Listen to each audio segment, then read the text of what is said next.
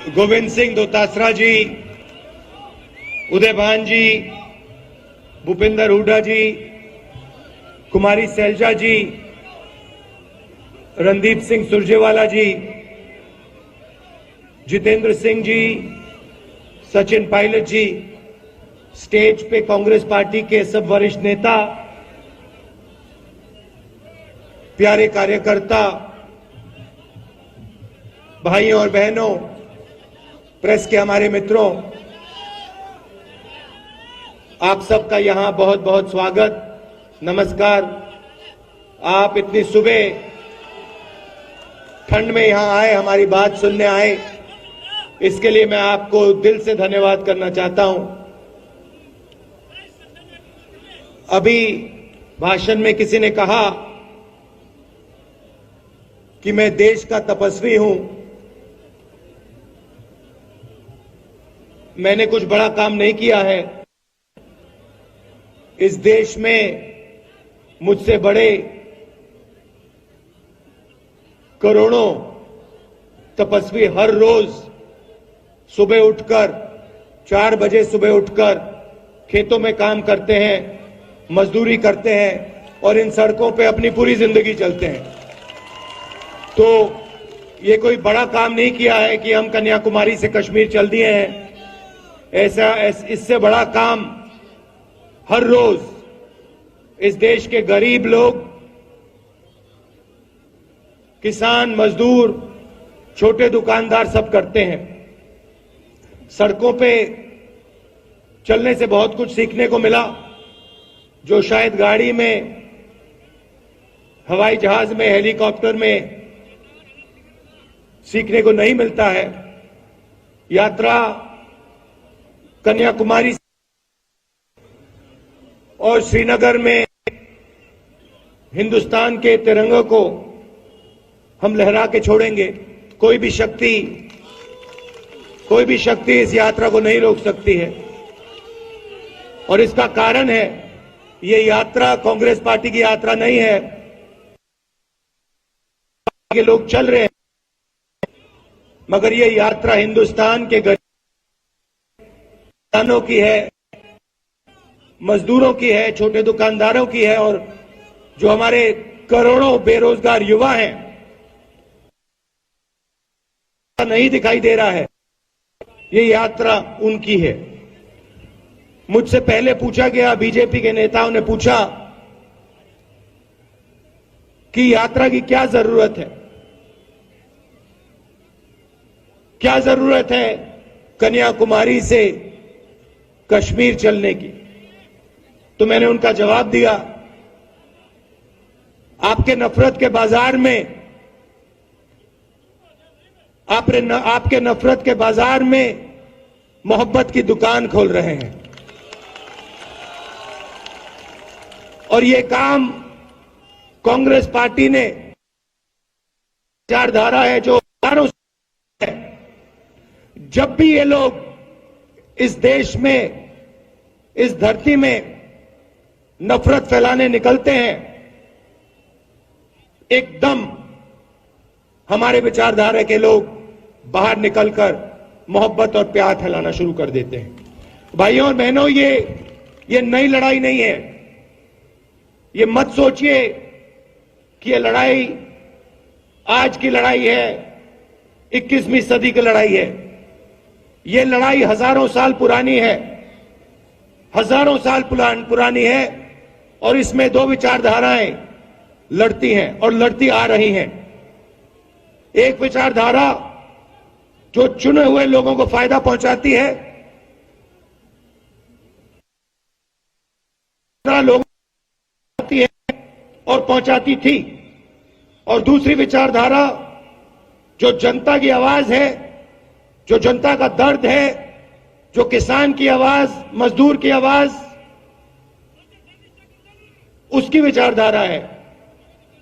तो ये लड़ाई चलती आ रही है, चलती जाएगी, मगर इस लड़ाई में कांग्रेस पार्टी का आज रोल है, हम सब का रोल है।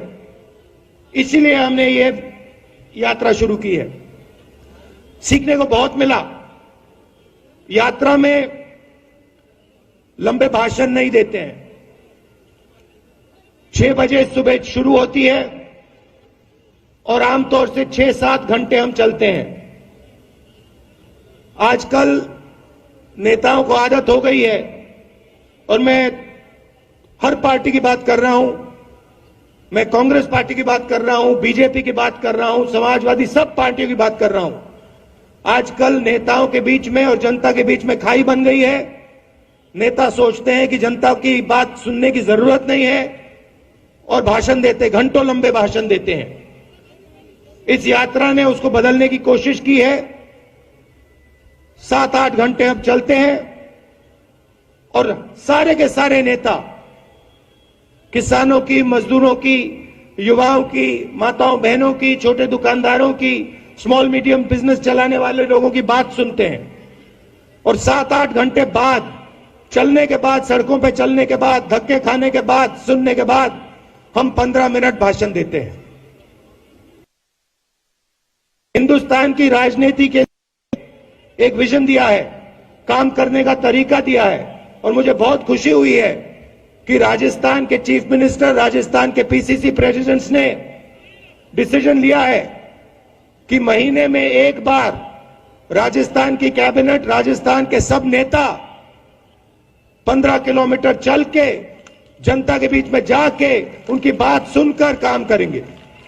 और मैं चाहता हूं कि जहां भी हमारी सरकार है, मैं खारगे जी से कहूंगा, कांग्रेस प्रेसिडेंट से कहूंगा कि मैं चाहता हूं, सुझाव है कि जहां भी कांग्रेस पार्टी की सरकार बने, हमारे कैबिनेट को, हमारे एमएलए को, नेताओं को कम से कम एक दिन, महीने में एक दिन इन सड़कों पे चलना चाहिए, धक्के खाने चाहिए, गिरना चाहिए, घुटने छिलने चाहिए। यात्रा भारत छोड़ो यात्रा नाम है। नफरत के खिलाफ यात्रा जरूर है, मगर 2 बड़े मुद्दे हैं जिससे हिंदुस्तान को बहुत चोट पहुंच रही है, दर्द हो रहा है। सबसे बड़ी बेरोजगारी। इन सड़कों पे हजारों युवा मेरे पास आए हैं। किसी ने इंजीनियरिंग की, कोई डॉक्टर बनने में शामिल होना चाहता था, कोई जुडिशरी में काम करना चाहता था।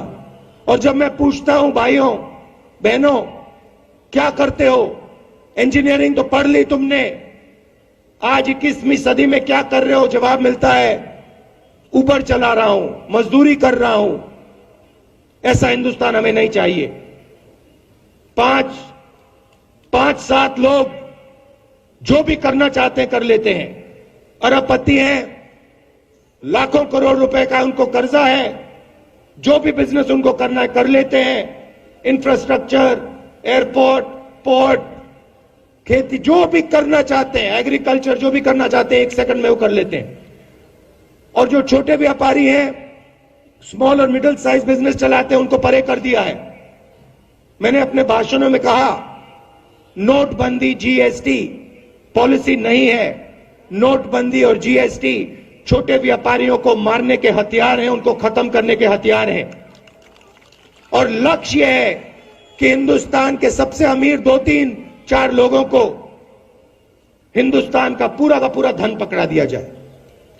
नतीजा यह है कि आज ये देश अपने युवाओं को रोजगार नहीं दे पा रहा है। तो दूसरा मुद्दा यह है। और तीसरा मुद्दा उतना ही जरूरी, महंगाई। आपको याद होगा कि जब यूपीए की सरकार थी, गैस सिलेंडर 400 रुपए में मिलता था। आज 1000 रुपए में गैस सिलेंडर मिलता है। 1200 रुपए में मिलता है। पेट्रोल 60 रुपए का मिलता था, आज कितने का मिलता है? 107 रुपए का मिलता है। और जहां भी नरेंद्र मोदी जी जाते थे, जहां भी बीजेपी के नेता जाते थे, महंगाई की बात करते थे, मगर आज महंगाई की बात नहीं करते। तो ये 3 मुद्दे हैं।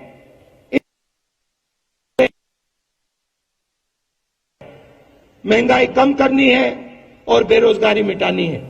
आप सब आए, आपने इतना प्यार दिखाया और पूरे रास्ते पे मैं आपको बता रहा हूं, देखिए आप आज देखना, एक बात नोट करना, जैसे आज सुबह मुझ में कोई थकान नहीं है, वैसे ही शाम को आप मेरा चेहरा देखना जब मैं भाषण दूंगा, जैसा आज सुबह मैं दिख रहा हूं वैसा ही मैं शाम को दिखूंगा, कोई थकान नहीं होती। देखिए राजस्थान के लोग, राजस्थान के हमारे नेता हैं, बैठे हैं स्टेज पे, गेहलोत जी बैठे हैं, दोतासरा जी बैठे हैं, पायलट जी बैठे हैं, जितेंद्र जी बैठे हैं, हरीश चौधरी जी बैठे हैं। इनका चेहरा देखिए, क्या ये 17 दिन चले हैं, 25-25 किलोमीटर चले हैं, हाफ मैराथन हर रोज दौड़ी है इन्होंने। क्या इनके चेहरों पे थकान दिख रही है? कुछ नहीं। क्यों? क्योंकि हम अपनी शक्ति से नहीं चल रहे हैं, हम आपके मोहब्बत और आपकी शक्ति के साथ चल रहे हैं। तो आपने मदद की, आपने पूरी शक्ति अपनी डाल दी इस यात्रा में, इसके लिए मैं बहुत आभारी हूं और दिल से आपका धन्यवाद करना चाहता हूं।